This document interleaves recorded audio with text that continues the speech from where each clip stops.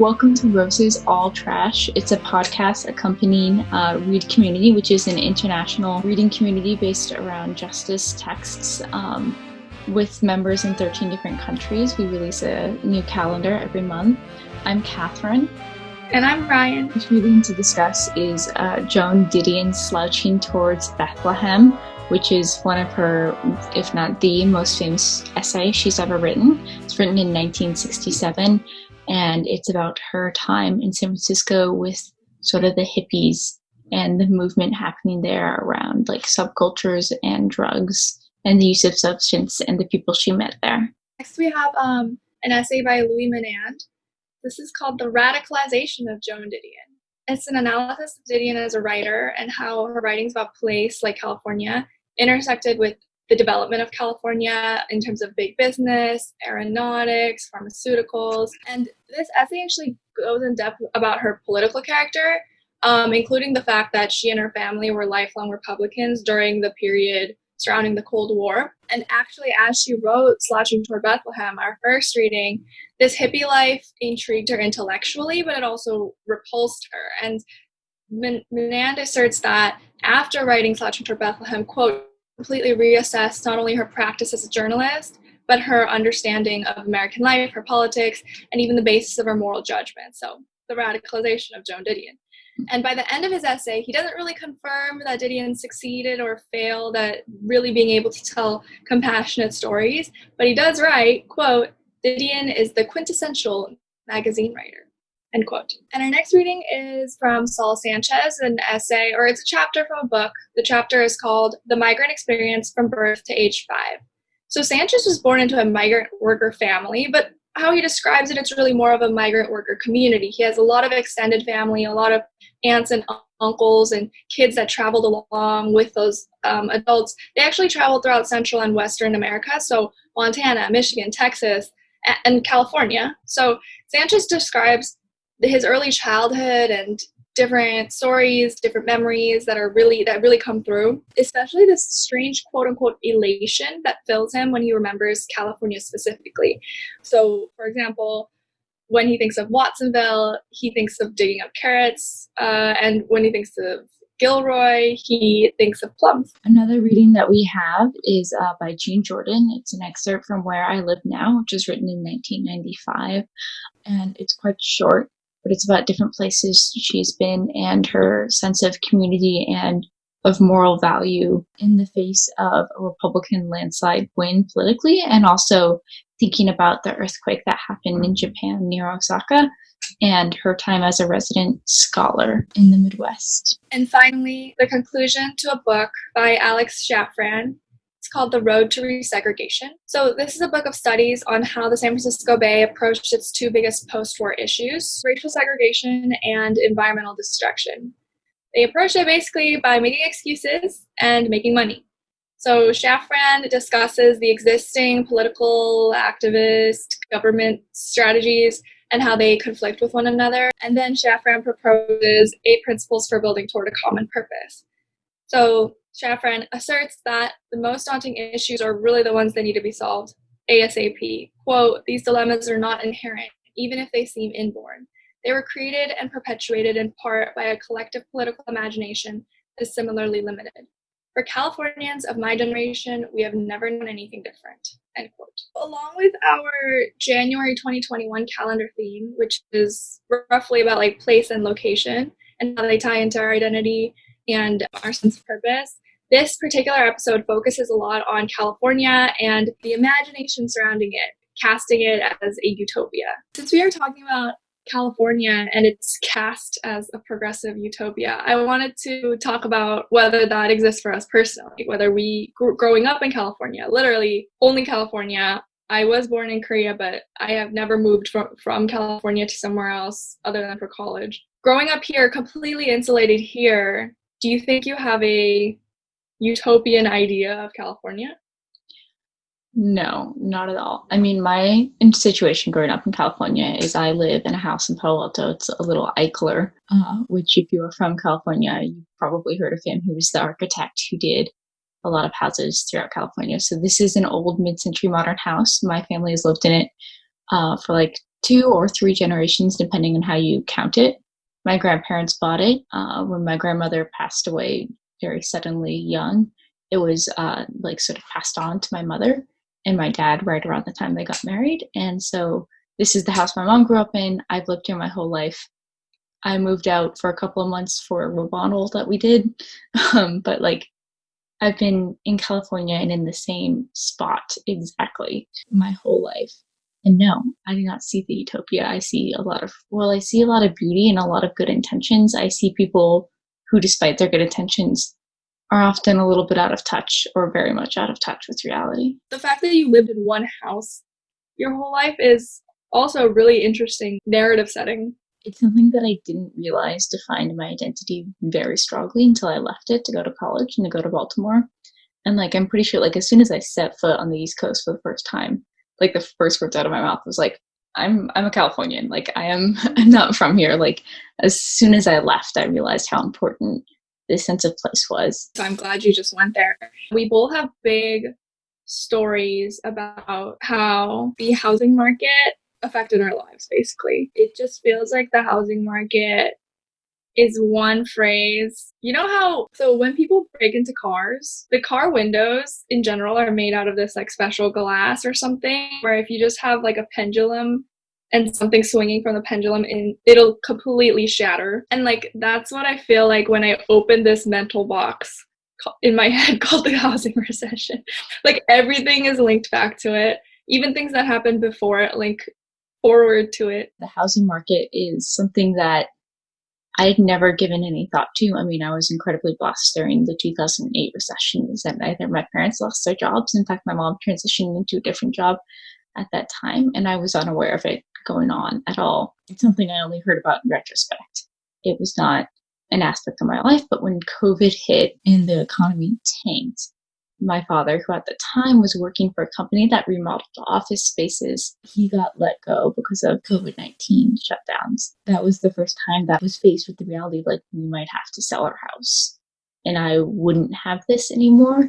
And that like shattered something very fundamental in me that I had always had this to rely on. That like, it's kind of hard to describe because it's something I had never thought about. It was just always a given that we would always have this house.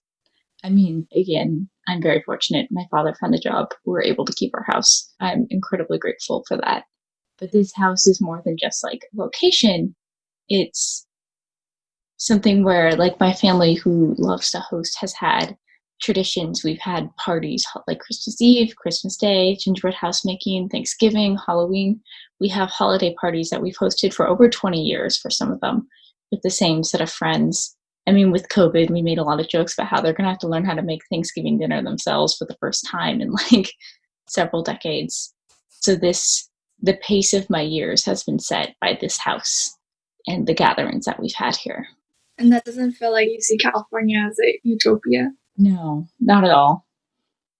When I think about like the past, sometimes it's easy to put rose tinted glasses on it, and there are attempts at utopia here. Like when I think of the park that's near my house and the library, and there are these very like 50s, 60s style structures, like play structures for children. There's like this amorphous wooden carved thing, and there are these like concrete tunnels, and the way it's set up. Or my elementary school, a public school, but it's alternative in a variety of ways. I had a farm. It had some sheep, some goats, some chickens that the kids would take care of. I went there. My siblings went there. My mom went there. She and I had the same teacher for 4th and 5th grade. So a lot of continuity. And these things are all like attempts at utopia. It's like the beginning idea and pushing the edge further, I feel like, but it's not successful. That's an interesting view of utopia, I guess, because it's very familial as opposed to about like progress and technology, the way that most utopias have been cast.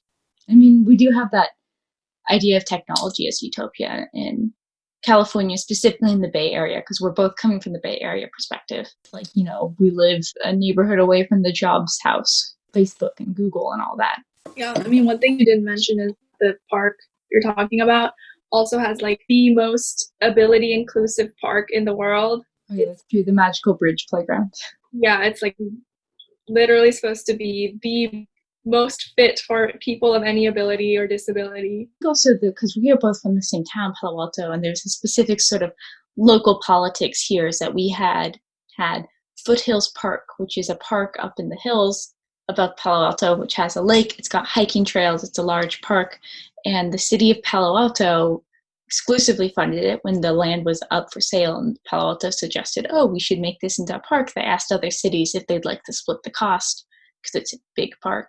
And none of the other cities wanted to allocate any money for it. So Palo Alto funded this park entirely on its own. And thus it was only open to Palo Alto residents. You had to have proof of residency in Palo Alto to enter until very recently, where it's now open to anyone. It's almost like a little metaphor for, I think, the larger state of California is the idea of the nature reserve and the park and the place to learn about the wildlife there and all those cool things. Like, that's a great idea and really community minded, but then it's only for people from Palo Alto. The schools are that way too. I always knew while attending a Palo Alto middle and high school that if you didn't have proof of residency and you weren't in the East Palo Alto program, whatever that was, there's no way you can go to one of like the most highly ranked schools in California, even if you live within driving range of it. That's something that I really didn't grasp what our school system was like until I left it. Obviously, my parents always told me that people would move to Palo Alto just so their kids would be able to attend our public high schools. And I was like,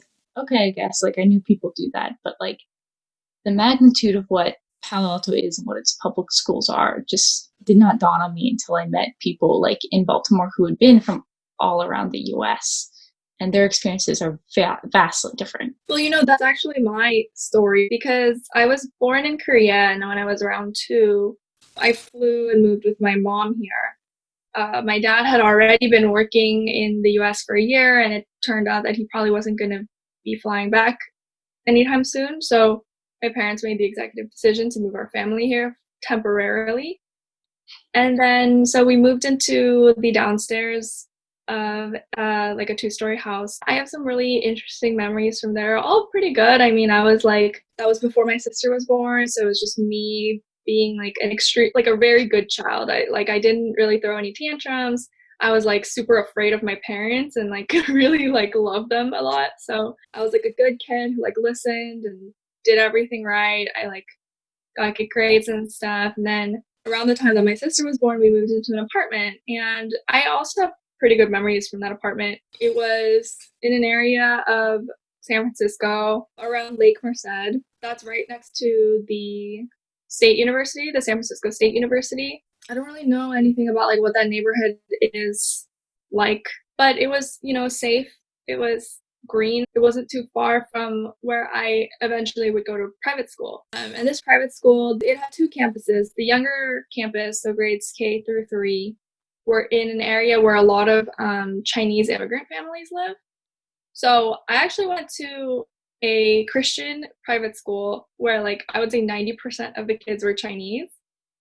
And because of that, I didn't have to deal with being in a predominantly white space, which is really interesting. But also I definitely knew the dynamics of a majority group and a minority group. I feel honestly really blessed to have randomly gone through that experience because I could be aware of something is different.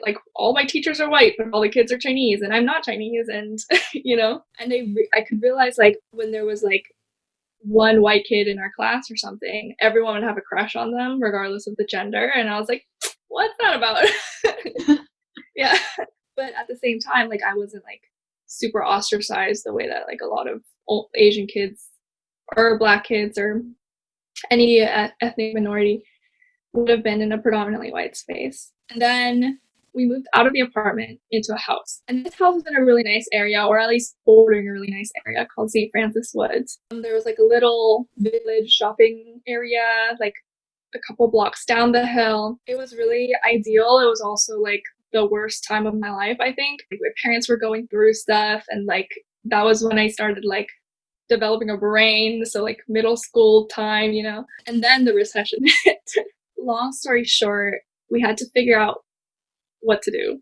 And we ended up moving to Palo Alto because we would be able to attend public school while still getting a really good education. And my dad still works in San Francisco. So the exchange is that he's been commuting an hour in the morning and an hour at night for the last like 10 years. When I went to Palo Alto, that was the first time I was in like a truly diverse or multicultural setting, and also it was public school. Oh, another big thing, I had uniforms at my private school and I did not at public school. Just like a lot of different changes lined up and marked that transition to Palo Alto. We also moved into a much smaller apartment than we had. But yeah, and then we've been here for the last 10 years. I feel like the undercurrent that sort of drives, I mean, in California, everyone's relationship to place is like always money. It's always the economic factor of the housing market and what you're able to access. I mean, I guess that's everywhere, but I think a lot about like California as the Golden State and like this sort of land of opportunity. I read somewhere very loosely, but the name California comes from, I think it was like Califia or something, who was supposed to be like a warrior queen in some book that was famous. And Spaniards first came to California. Mm-hmm. And that's why they named it that. It's like this mythical island. I think that's a name California wants to live up to, but doesn't necessarily. That brand of opportunity is one that all of the biggest businesses here, or biggest industries here, gladly try to sell. Like gladly try to claim. For myself, I really don't feel like I have the right to complain about something like gentrification, because that's clearly not what I am a victim of. But it's weird to look at my neighbors and the people I go to high school with and like see that economic difference, because I mean, not to get too personal on the internet, but there are property tax laws in California that allow families like mine who have been here for generations to pay less property tax. And it's because of that there are people who've been able to hold out on their houses in places like Palo Alto, but like elsewhere in California, where they bought the property some time ago. And then because of, in the Bay Area, especially the tech boom and all the startups that just exponentially increase the value of their property, it keeps them from being priced out of where they've lived, which is like a very precarious position. Like I think about that every day. Californians really, I think they buy into this idea of opportunity a lot. Like with the gold rush, there's this idea of like hard work and all that. Really not at all. Like I think about with the gold rush, the man who kind of made the most money out of it wasn't someone who was panning for gold. They found gold in the waters and the mountains of California, and there was a couple of people who knew about it, and they're like, we're not going to tell anyone. That way we can buy this land and mine all the gold, you know. And he was like, yeah, that's a great idea. We're not going to tell anyone. I'm in on this. He went back into San Francisco and into the city, and he bought all of the panning and all of the like shovels and everything like that. He just bought them all out, cleared out all the stock for everything.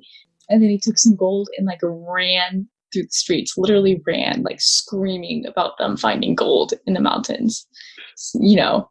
And then, of course, you know, everyone ran off to go pan for gold. And where did they got to buy buckets now? From him. And he made the most money. It's like, you know, illusion. It's all part of the show. There are people behind this, like, scenes who are a little bit ahead of the curve. And so it's not really an opportunity because the game is rigged. Granted, that can be said about the whole of the US, but I think we've just bought in a little extra hard in California to the idea of, like, working hard. And that your like little idea in the garage can like make it happen. Yeah, when you buy in, you have to justify something to yourself, right? You have to be like, no, I did work hard though, or like I was smart enough. Like people always think like in California, there's like people like Steve Jobs who left such a huge impact. I don't know, they just see them as like these visionaries who knew the answer to everything, who like had a greater plan, and that like the rest of us mere mortals just weren't able to understand what Steve Jobs was up to because he was so smart. Which, first of all, I mean, I also have a loose understanding of this, but as far as I can tell, there were a bunch of other people whose work he was just sort of cohesively became the face of. He clearly was a shrewd businessman. People like Steve Jobs become sort of these images for like progress and for utopia, but that's not really what they were making. They were making a business. They weren't creating technology for like to better humanity. They were creating a successful business. That's always what it is, right? You find the resources, the natural resources, and then you market the fuck out of them. You sell them. Somebody comes up with an idea for some other product, and then you fund it and you sell it. And then eventually you have a monopoly on the market, and you make us pay absurd amounts of money for cords. I mean, even like recruiting people to work in a certain industry. Everything that we're talking about, I feel like, is so tied up in everything else. And it's coming from everything else and going into everything else. Maybe that's the problem of being insulated in it, that I just don't know how to talk about it from the outside. This is not in Slouching towards Bethlehem, but there was another Joan Didion essay where she had a little anecdote about how she had like grown up near San Francisco, Sacramento, or in Sacramento, and some aunt or great aunt of hers was talking about someone who was like a famous author in New York, and the aunt said, "Well, he never made much of himself." And Joan Didion was like, "Well, he did all these things in New York, and he's very famous." And the aunt goes, "Well, he never made much of himself in Sacramento," which I think is kind of how Californians feel. Is like, if it didn't happen in California, like why would we be interested in it? It is a sense of superiority. Like, I knock people from New York City and like the surrounding areas all the time for never shutting up about New York City, but like I truly am the same about California. It's hard not to be. That's the problem of it, is like it's all true and it's all fake. There's always more that you could grab at, but it's always less like when it comes away in your hands. Maybe that's just because you didn't grab it right. Like, try again, and then you come away with less. And it already feels that people come here and they pour everything out. And the interesting thing is that California is where people move after they've finished working hard.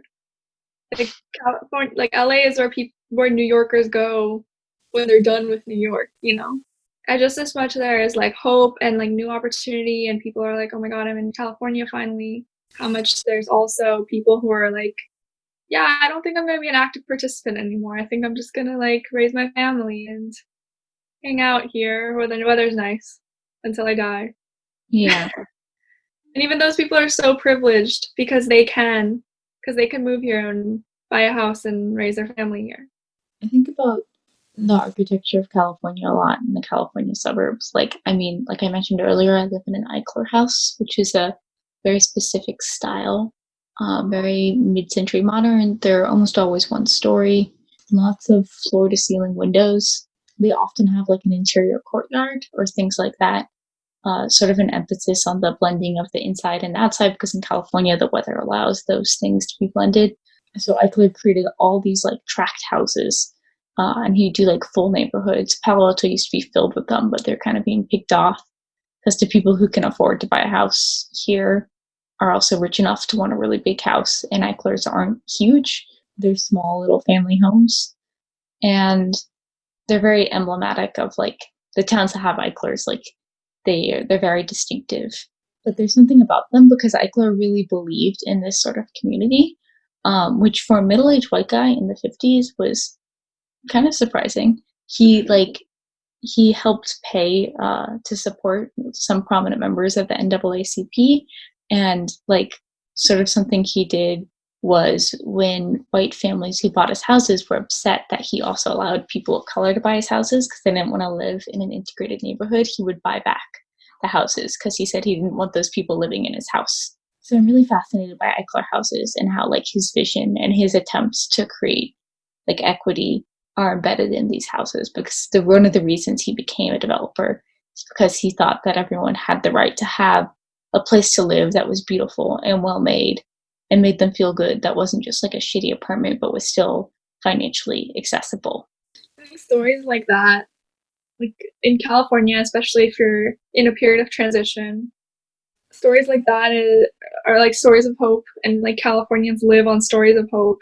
Stories about good people proving that you're doing a good job being here. You're doing good. Of course, we all want fairness. Of course, we all want, progressive politicians. Of course, blah, blah, blah.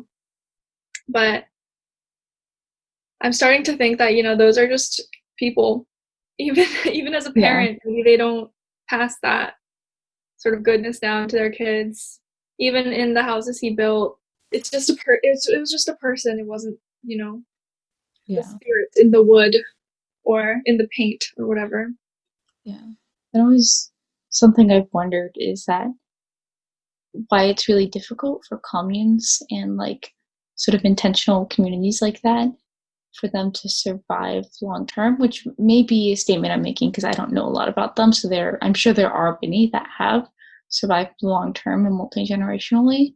Like there was such a huge swell of them and all these people who were going to like live, collaboratively and things like that. But I want to know why there aren't as many that have like lasted longer term. Maybe it's the generational thing. Like maybe the kids always want to leave. One thing, obviously, that we haven't spoken about is that there are people that have always been here. Always meaning since before the United States of America, and also before when this was like Mexican territory, and before meaning just like in the last century, people having to move out. It's also worth saying that like I think this election particularly, a lot more voters turned out that were Trump voters. Not saying that the statewide percentile shifted, but more individual Trump voters showed out. It's as hard to talk about San Francisco and Oakland as it is to talk about New York or whatever. Like, even people who have lived there a long time speak to a narrative that can be so different from somebody else who's lived there forever. Cities hold so many people. Something that really gets at me is that sort of above ground industries, and then there's the underside industries that are supporting all of it. So the teachers usually don't teach in the city that they live in, which, like, in what I've studied is a huge problem. A lot of the people of color in any office building are janitorial or administrative. Even like the inmates here in prisons in California are the ones like that are basically the wheels on any other industry that's more high profile. The firefighting, the manufacturing, like the agriculture, all of it is labor that we don't see, we don't celebrate, sometimes we have no right to. When we speak about California as a whole, I feel like I did this all the time, we always end up talking about the coast. Like we're talking about San Francisco or LA. Like people don't talk about the Central Valley as much. Or like the small towns in Northern California or things like that. Like you said, like places like Gilroy and Watsonville. My uncle lives in Monterey, and that is a predominantly like red area, like politically red area. But he also lives in like Salinas County, and so it's not like the white residents there who are suffering a lot of COVID's effects, but it's like migrant workers and Latin American laborers who are like living like 10 people to one house or whatever, 10 people to one room, I don't know. And they're the reason why the coronavirus stats are so high in Salinas County. It's just hard to like look at a problem and being raised in California, being told every problem can be solved. And then you're like, well, here's the problem and no one's solving it. Back to like Palo Alto specifically, but like problems, like every problem can be solved and we've solved them, but at the expense of like other communities. Like there are sort of these in pockets of communities in California, which are like tied together usually by being white and rich.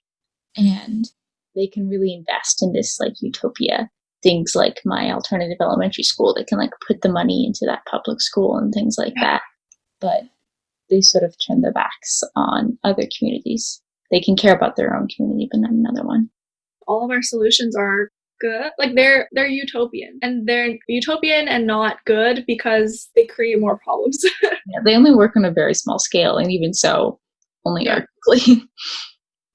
People will find ways to solve an issue that is affecting them directly, and like, great, that's good, it's over now.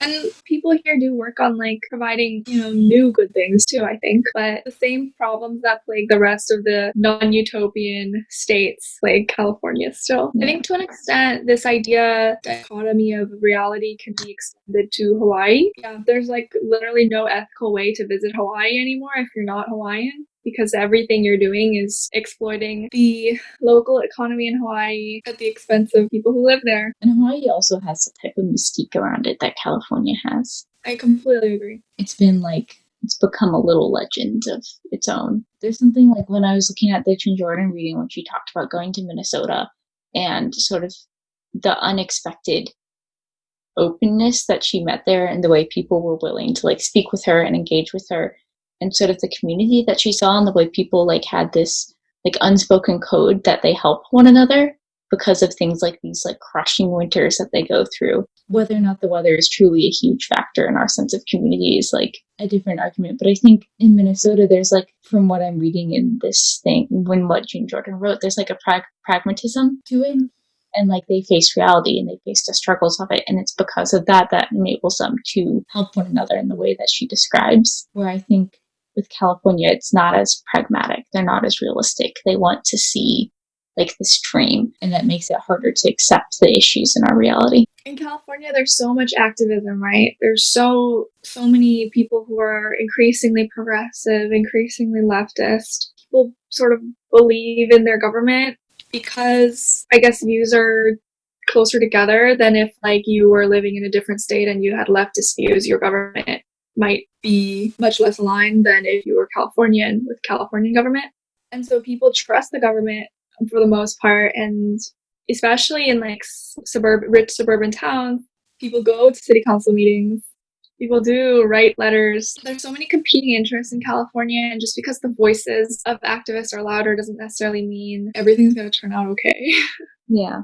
The California utopian, I feel like, has been tainted by this American individualism, which I think has really altered our perception of like what our dream future is, and not for the better. Blinded us to the realities of what needs to be done to make change that benefits the whole. That's where a little bit of the entitlement comes in too, because you're like, well, we're already doing so much good. We're already so much better than the rest of the United States. Like California always goes blue, you know? Activism in California, like I think there's this sort of like little paradox that I see. A lot of people I know in California are vegan, or at least vegetarian. I was very shocked to come to the East Coast and people like made a fuss that I was vegetarian. And like, this is not a criticism of like being vegan overall. I think it can be a great option. I was vegan for some time, but I've definitely met people who are like vegan who care so intensely about like animal rights and the climate. But I would see them in Baltimore eating like fresh kiwi and stuff like that, you know, in the middle of December, or like very intensely caring about like, you know, not wanting to eat eggs, but like not caring about migrant workers' rights who pick the apples that they're eating. That's a really good point. We have to talk about the fact that a big reason behind California's cast as utopia is that it was a frontier. And the United States has, for the most part, always run on this idea of a frontier. Like literally after we crossed the continental United States in the 60s when like buildings were going up and like the movie industry was beginning and everything, then we made the frontier the moon. We're literally that ridiculous. If we're not like actively destroying something beautiful, then who are we? Yeah, and I'm wondering, like, well, I know that the idea of the frontier really correlated to the idea that regardless of your politics, this is America. Regardless of your politics, we're one country. We're the number one country in the world. And obviously that attitude is fraying. And I'm wondering, is it because we don't have a frontier? Or do you think the US will always have a frontier? It'll make one. I think that depends on what part of the US you're in. And we totally forgot to film an outro for this episode, which accompanies the second week of the January 2021 calendar, place, location, and identity. Please follow us on Spotify, on Apple Podcasts, on YouTube, wherever else you might get your podcasts. Follow our Instagram at RosesWellTrash, or our personal Instagrams at RRRYEN and at Catherine.Shirk. We love you, we respect you, and we're rooting for you.